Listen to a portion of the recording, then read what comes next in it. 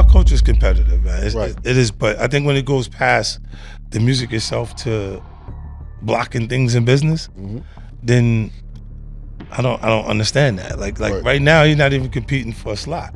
You don't have a new song out that he want to be on the top 10 or top 5, and you still competing. It don't make sense. First of all, that vote is fake as f. That's not a real vote. That's not a real vote. They give it to who they want to give it to. They give it to their darlings. Cowboy Carter. Beyoncé. It's the price you pay, when you're early in your career, you feel that you have to listen. And when you buck, they buck harder and they make threats. And those threats are huge ones. There are horrible things that happen every day, whether it be in the industry or not, mentally, emotionally, financially. 50 Cent and Eminem are teaming up, and they're coming hard for Jay Z and Beyoncé. They're throwing major shade, accusing the power couple of all kinds of shady moves, like jacking from black artists, buying up awards, and crushing anyone who gets in their way. How did you stay so guarded within your career? This is what I did.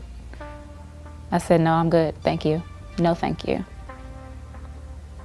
Okay, so sometimes that doesn't translate as far as what you are allowed to have, what you have access to. You will be blackballed. You will be talked about. You will be on. You will be rumored about.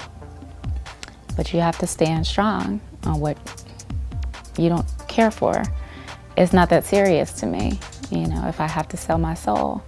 I understand that I might have sacrificed something in the physical world, but the spiritual world is not worth it. You're okay. You don't need to do anything.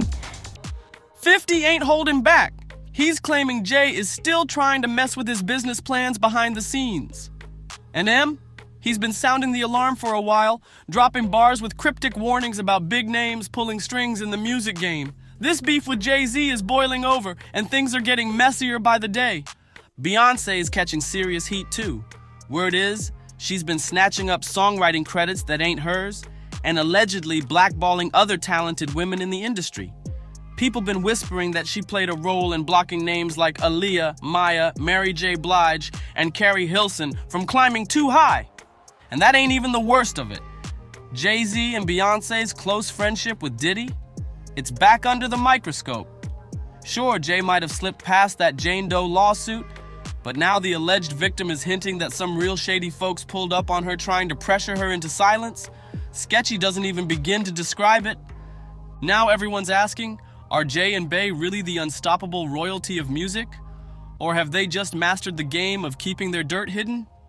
Could 50 Cent and Eminem be holding the keys to some seriously dark secrets? When you're not competing for those things anymore, and you start looking and you're going, so what was the problem? You can't exactly remember what the problem was. That's what went through with Joe. How many careers or even lives got wrecked just to keep the Carter Empire shining? For years, Jay Z and Beyoncé were untouchable. Music's golden couple. Criticize them? You'd be labeled jealous or crazy in seconds. But that flawless image? It's cracking. And now, insiders are finally speaking up. Leading the charge, none other than 50 and M, and they ain't afraid of nobody. Let's kick it off with 50 Cent. He's going at Jay Z's neck again, calling him out for being insecure, jealous, and straight up petty. And he says he's got receipts to back it all up. Back in 2023, 50 dropped a bomb. He claimed Jay Z tried to block him from performing at the Super Bowl by pulling strings through his NFL connections. Look, Jay Z and them was putting it together. So I think they still harbor some energy towards me.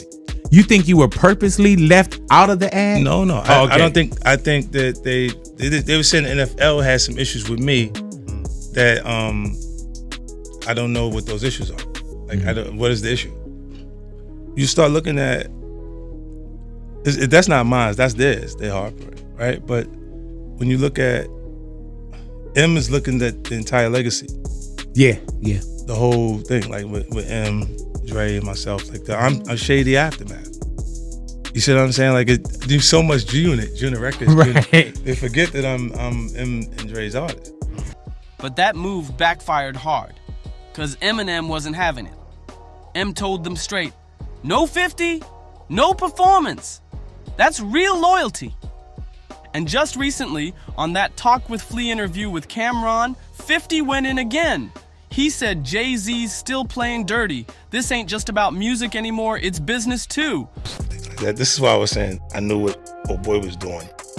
Right. With the Super Bowl. Mm-hmm.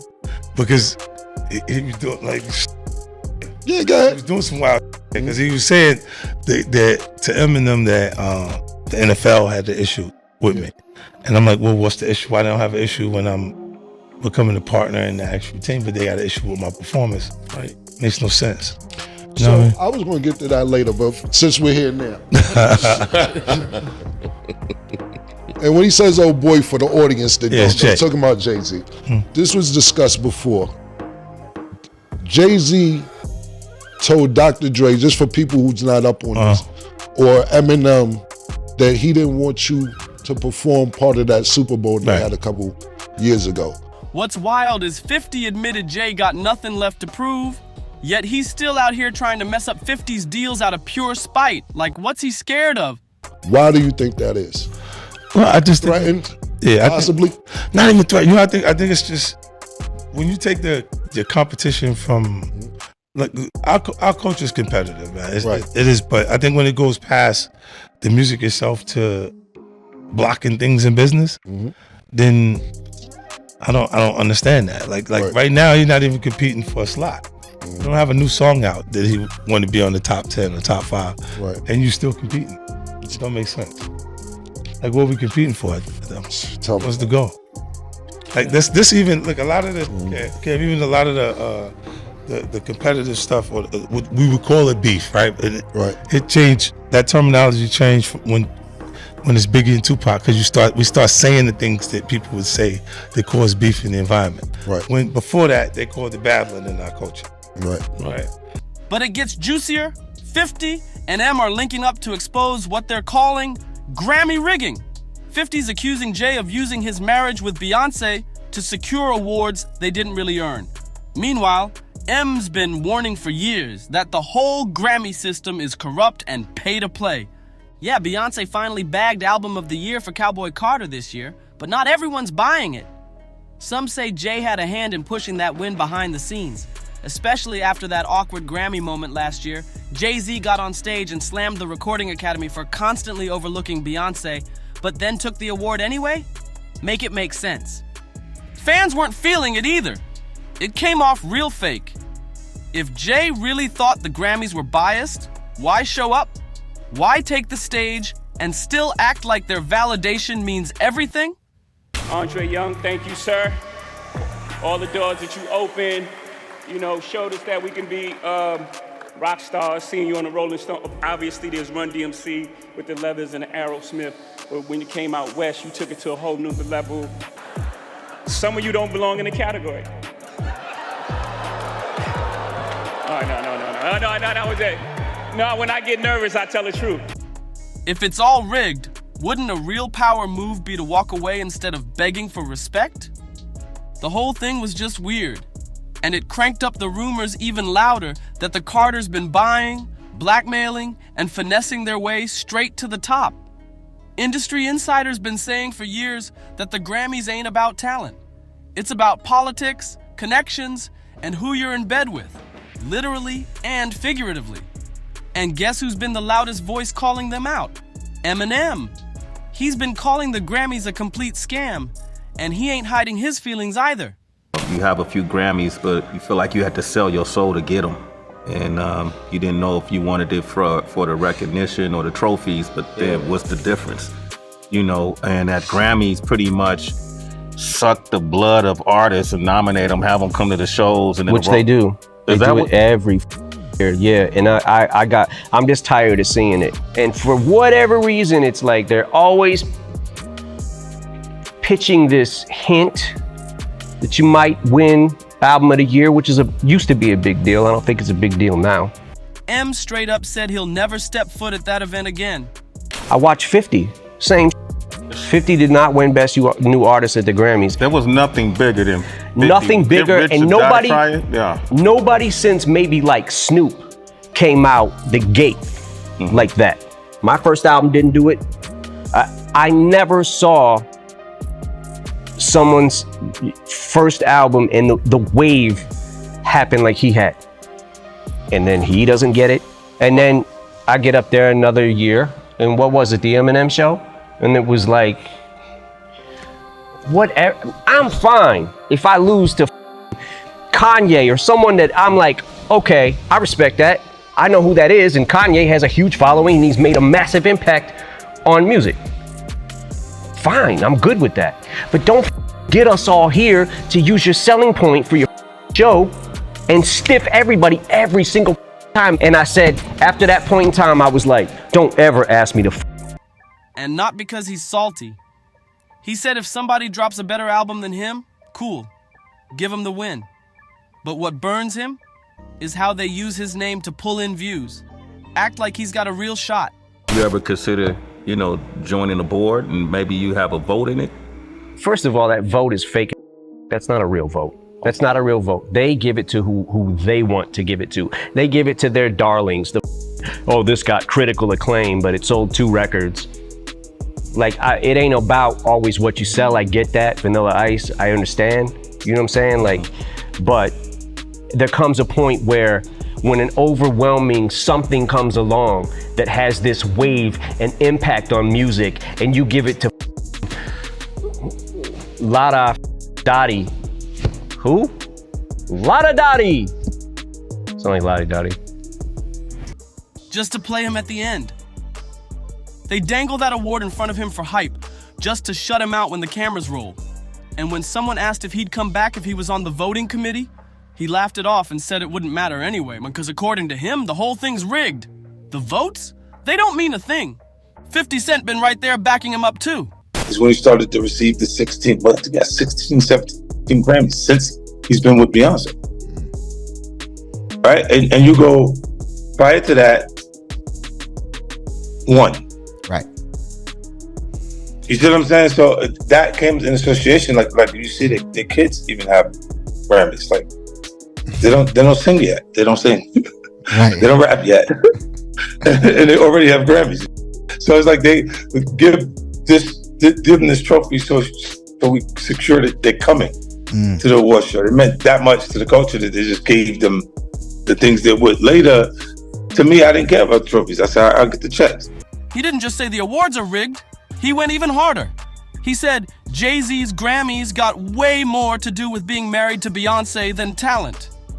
Look, when Jay signed his contract, the big one was with Beyonce. When he signed that contract, the marriage contract, he got trophies. Now those fucking trophies, came rolling in, buddy. He started getting Grammys left and right, man. I mean, look, if you look at his career, This guy. You're gonna let him say that? Jay was getting Grammys. he had one. Exactly. He had one. And he ain't show up. No, he has like 20 now. Hold on. He had like 18 since he been down. Look, he had one, bro. Hard Knock Life. Hold on. You're not wrong. At the same time. He's like drinking his pictures with According to 50, the Academy knows one thing.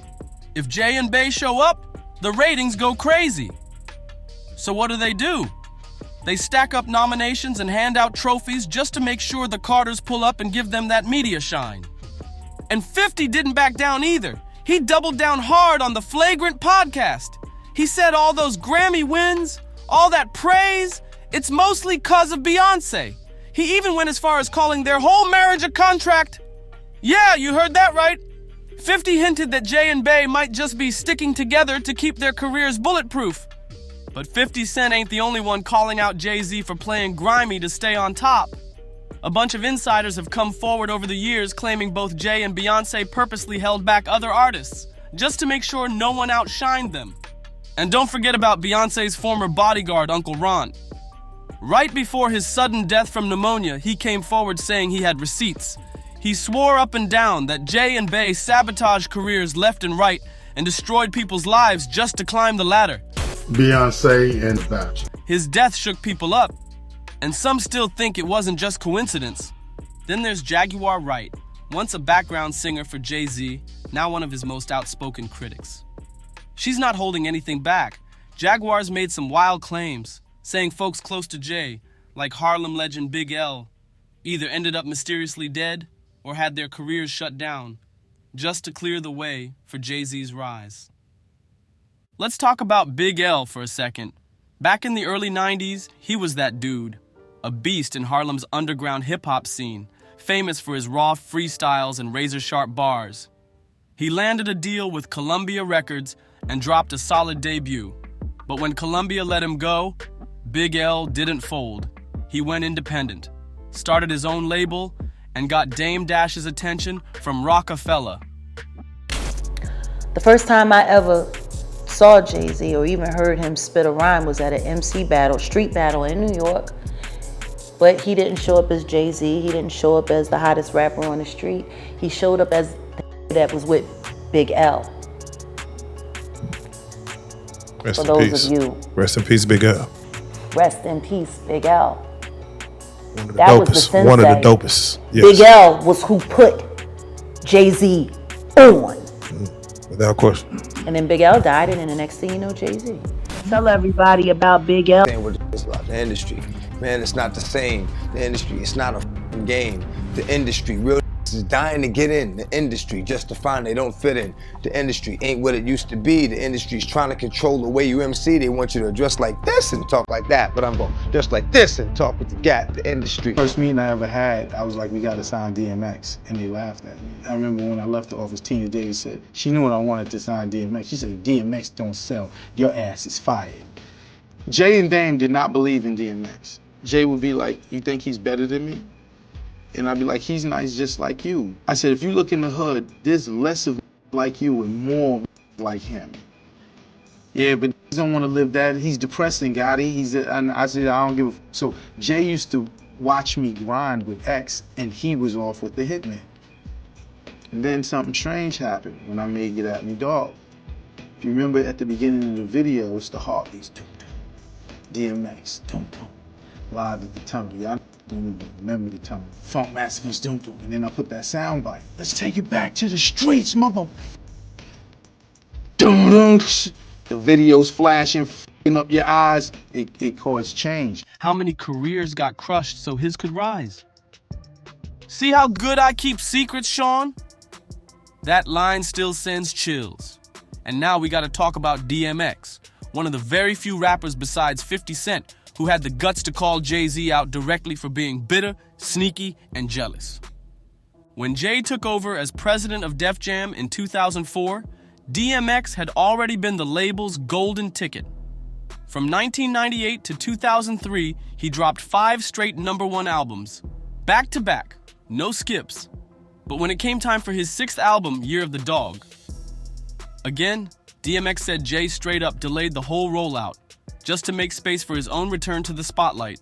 And that ain't even the half of it. In 2005, DMX dropped a track called The Industry, where he exposed the dark side of the music biz and the stuff he called out. Still happening today. Shady deals, fake relationships, people getting played behind closed doors. He saw it all. And don't forget what the late Irv Gotti said. He spilled years ago that Jay Z was mad jealous of DMX, and even claimed Jay and his mentor Lyor Cohen used to laugh at X behind his back, thinking he'd never blow up. Crazy, right? And DMX ain't the only one. Beanie Siegel went through the same thing. He said he felt like somebody was pulling strings behind the scenes to hold him down. Jay Z would drop his own albums right when Beanie was releasing his, making sure Beanie could only get so far, like there was a limit he was allowed to hit. Now, Beanie admitted he made mistakes. Yeah, the legal stuff didn't help, but he also made it clear Jay's moves were intentional. He knew exactly what he was doing. And let's not act like Beyoncé's hands are squeaky clean either. A lot of fans like to believe she's just a puppet in Jay's game, but come on, she's no rookie. If she's been riding with him this long, it's 'cause they share the same tactics. Word is, they both know exactly how to shut down anyone they see as competition. Let's talk threats. And no, not the kind you hear in songs. We're talking real-life career sabotage. Just look at what happened when Beyoncé went solo after leaving Destiny's Child.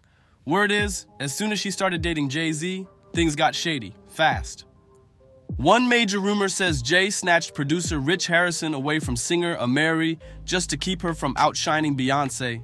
And if you remember Amiri's hit One Thing, a lot of people say it was the blueprint for Crazy in Love. Coincidence? Not everyone's convinced. Then there's Carrie Hilson. She had a whole public fallout with Beyoncé after her producers allegedly tricked her into recording a diss track aimed at Bey. Carrie denied it at the time, but drama followed her everywhere. Later on, she caught even more heat when she refused to hold a magazine that had Beyoncé and Jay Z on the cover. You want to hold the magazine? Turned into a full-on scandal? Beyoncé's fan base didn't play. Carrie got dragged online and even said people came for her in real life. But then, rumors started flying that Bey herself was pulling strings behind the scenes, setting Carrie up, getting her own team to bait her into recording that track, while Bey played innocent in public. Carrie kind of confirmed it too in a 2020 interview. She admitted she was pressured into releasing the track and said she got serious threats after it dropped. This wasn't just beef, it was career destruction. And we can't forget Kellis either. She straight up accused Beyoncé of stealing after finding out Beyoncé sampled her hit Milkshake without even giving her a heads up, let alone credit. Kellis said she found out the same way the fans did, on social media, and she was livid. She called it flat out disrespectful and said, "Nothing is ever as it seems. Some of the people in this business have no soul or integrity, and they've got everyone fooled." The pattern's looking real familiar, right? Kellis didn't just let it slide. She took to Instagram and explained exactly why she was so furious. She said, "Not only are we black female artists in an industry where there's not many of us, but we've met. We know each other. We have mutual friends." And then she hit them with the real. "It's not that hard to contact me. It's just common decency." But instead of facing the heat or apologizing, Beyoncé took the quiet route. She just silently removed the Milkshake sample and kept it pushing. No statement, no accountability. Just vanished the sample like nothing ever happened. Then there's Mia. Word on the street is she got blackballed after allegedly turning down Jay Z's advances. Mia has spoken about the dangers of the music industry before, saying some people in power use it to manipulate and intimidate, especially targeting young artists chasing success, not even realizing what they're being forced to give up. When asked how she avoided that toxic energy, Mia said she just walked away. But she also made it real clear. She believes refusing certain people is exactly why she got shut out and had her name dragged through the dirt. So when you look at it all, the delayed albums, stolen credits, silent blackballing, and those creepy coincidences, you gotta ask, how many careers have been crushed just to keep the Carter brand on top? If this shook you up or made you see things a little differently, don't forget to like, comment, and subscribe for more jaw-dropping industry tea. Drop your thoughts below. Who else do you think got pushed out? And I'll catch you in the next one.